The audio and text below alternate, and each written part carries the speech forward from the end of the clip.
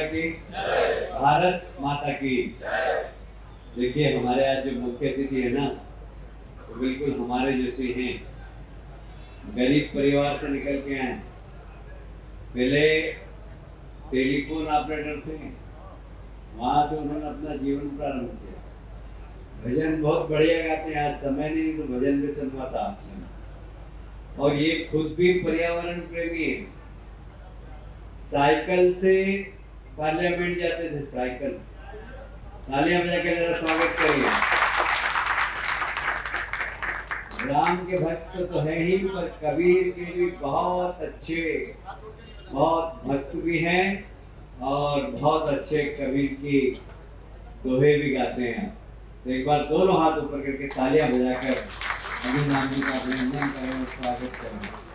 हमारे विधायक आदरणीय मधु वर्मा जी, रमेश जी, हमारे जिले के अध्यक्ष सुमित मिश्रा जी, हरिनारायण यादव जी, मामा जी, हमारे पुरुषोत्तम जी, मंडल अध्यक्ष बबलू जी, इस पूरे अभियान को जो बहुत मेहनत करके लगन से काम करते हैं, इससे राजन जी के लिए जरा तालियां बजाकर स्वागत करें।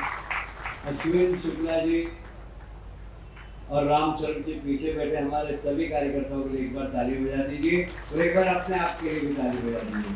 मैं तो हमेशा आता हूँ, इसलिए मैं पूरा समय हमारे केंद्रीय मंत्री जी को देना चाहता हूँ। मैंने एक बार एक फोन किया आपको, आप सहजता और सरलता देखिए, तो अपने ऐसा गरीबी के बीच में से कोई व्यक्ति निकलकर ऊपर पहुंचता है और उसके बाद भी उसकी विनम्रता कायम रहती है। ये इसका सबसे बड़ा अगर उदाहरण है तो अर्जुन राम जी मेघवाल है।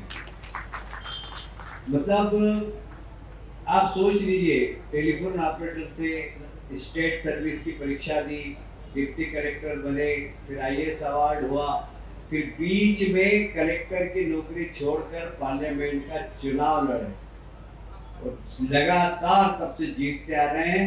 आज सबसे बड़ा पद, मतलब केंद्रीय विधि एवं न्याय मंत्री छोटा पद नहीं होता है।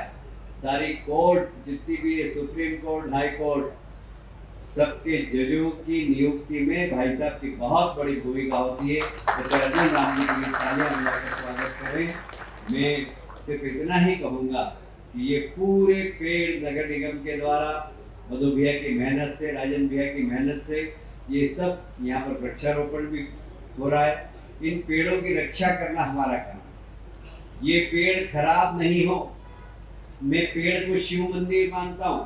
एक पेड़ लगाना मतलब शिव मंदिर बनाने के बराबर है, क्योंकि पेड़ भी अमृत देते हैं, ऑक्सीजन, और कार्बन डाइऑक्साइड जहर पीते हैं।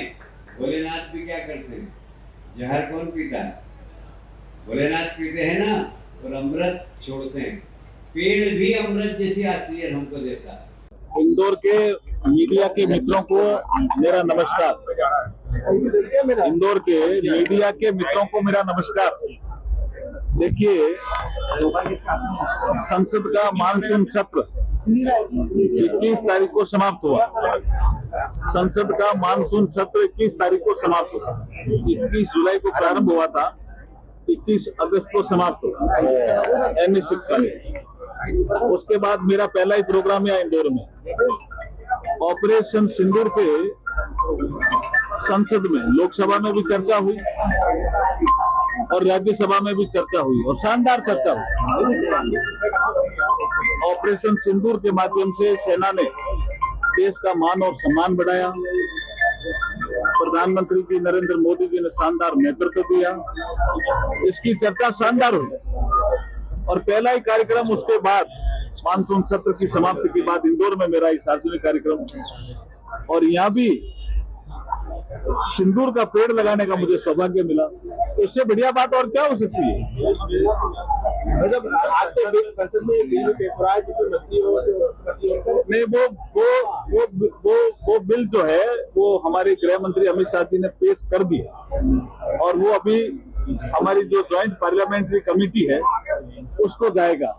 उस बिल में ये प्रावधान है कि कोई भी मंत्री या मुख्यमंत्री या इवन प्रधानमंत्री